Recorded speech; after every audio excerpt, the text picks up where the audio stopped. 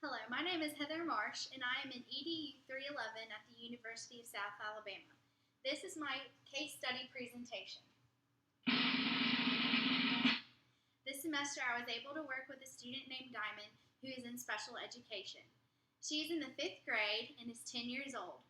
She has a sweet spirit and is extremely shy. She doesn't talk to teachers very often, and if she does talk, it's normally to only girls. She works harder than any other student in the class. I noticed that whenever she would come in from being in the resource room, she would immediately pick up where the other students were at in the classroom, even though she didn't have to. She normally always did this in math. I think that's because that's one of her favorite subjects. She lives with both of her parents. She's an only child, and they are extremely involved in her life. She is a healthy girl with no medical problems. She doesn't have a behavior plan, and she doesn't have any disabilities. Strengths and interests that Diamond has are when Diamond is not at school, she likes to play outside and watch TV. I noticed that whenever she is at school, whenever they have recess, she is always one of the kids who gets to go and play because it's really important to her, and she loves PE. She is always happy and excited when she gets new things. She told me that she really wants to get an iPad. She does not like to read, but if she does read, she likes to read Disney stories. She does not like writing and knows that it's one of her weaknesses. Reading is also a weakness that she has. I think it's because she doesn't really enjoy it much. On reading tests, she normally makes a C or lower. She really wants to strive to be successful in school. I think this shows in her characteristics because she is so hardworking. She works harder than any other student in the class and always tries to do more than she is required to do. She really misses her friends from 4th grade because she's not in the same classes with them anymore. But one thing that she said she's happy about is that she doesn't have to do the work that is required for 4th grade students.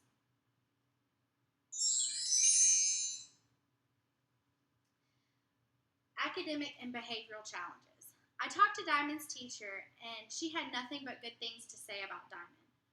When talking to her teacher, she was very impressed by her behavior.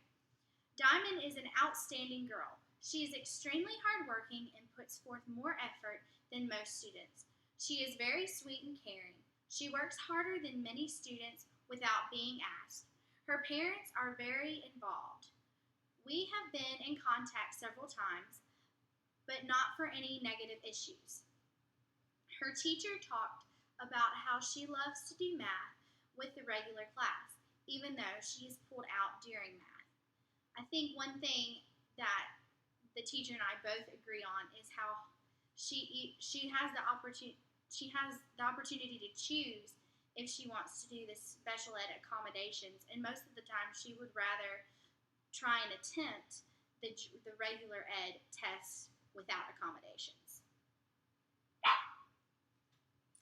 Academic and behavioral history.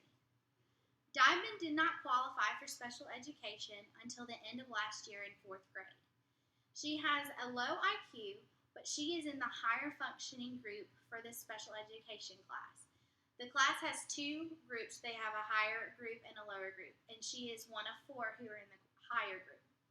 She is able to complete and work with C's and likes to attempt the general education work. Normally, if she does take the general education test, she normally fails them, but I think it's very important for her to have that work ethic and to try and do more than what is expected of her. And I think it also helps her when she is doing the general education work. It also helps her in special ed because it gives her more practice doing the things that the rest of the class is doing. Observations of the student. I observed Diamond in several different activities. I observed her in the general ed classroom. I observed her at lunch, and I observed her in the special ed classroom.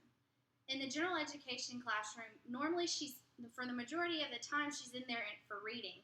and reading is one of her least favorite subjects, and so she doesn't volunteer to answer very much, and she's very quiet. And if you do choose on her, she looks at you with very scared eyes. If she is in for math, she loves to answer the questions and volunteers quite frequently. I noticed that she's very quiet and does not talk very often in class. When I was doing the observation, the class sat in a normal classroom structure, but now they sit in groups.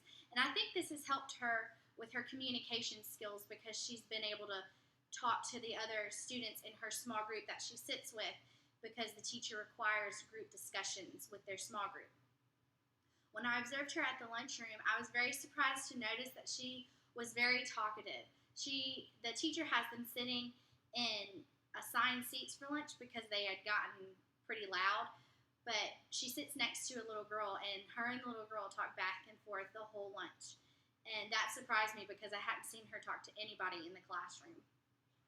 In the special education class, I noticed for both reading and math that she volunteered to answer every question. She felt very confident in herself and was excited about answering. And I think this is because the classroom size was so small, and she knew her ability in the special education classroom because it was more on her level.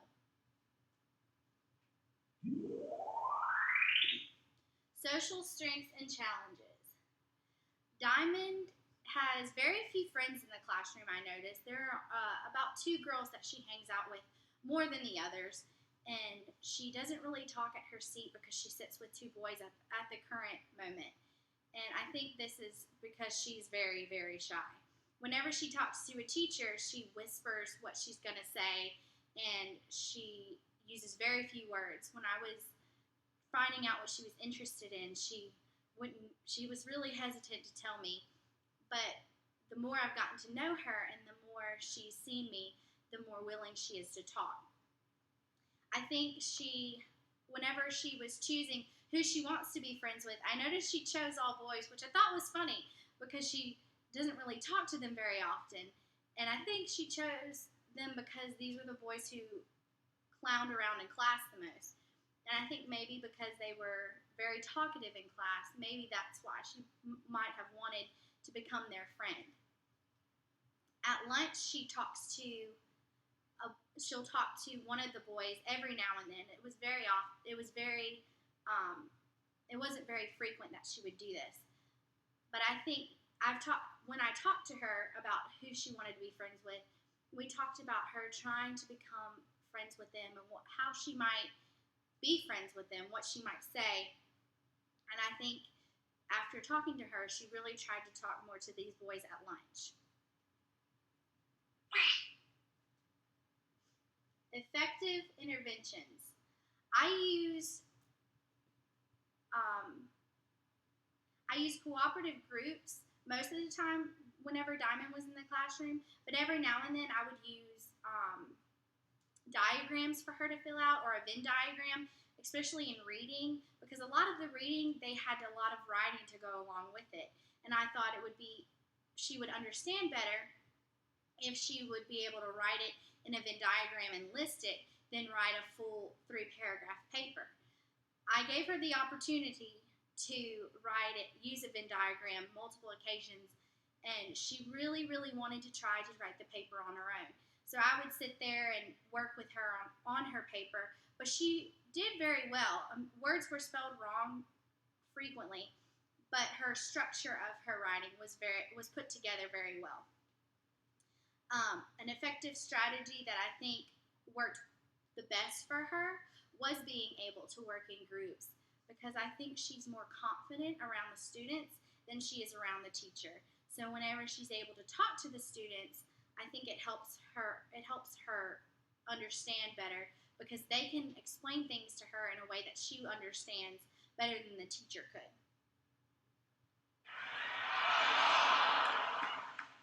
Reflection on interventions. Whenever I use the Venn diagram for the writing lesson that I did with her, she was able to write it in bullet points very well. But then whenever she would reflect that into an essay, it wasn't written, it didn't flow.